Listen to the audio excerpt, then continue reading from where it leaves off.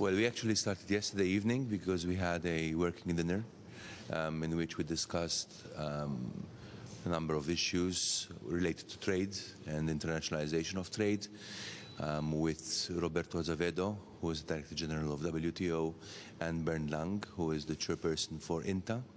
Today we have an agenda which is quite interesting. We will start to discuss the discussion on the new methodology on anti-dumping measures, which will be followed by ATMs on Ukraine, and then a working lunch which will discuss the new scenario post-Trump administration.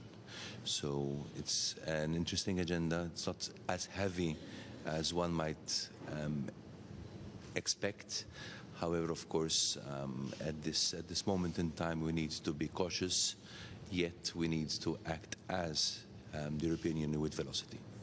Thank you. How do you feel with Trump administration, who wants to be more aggressive on trade? Well, the Trump administration is clearly silent till now on European Union issues.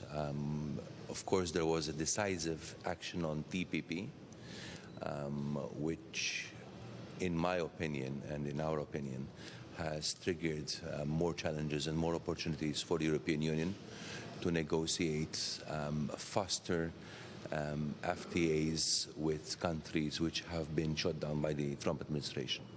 Do you think it could be the end of multilateralism? Say that again? Do you think it could be the end of multilateralism of trade?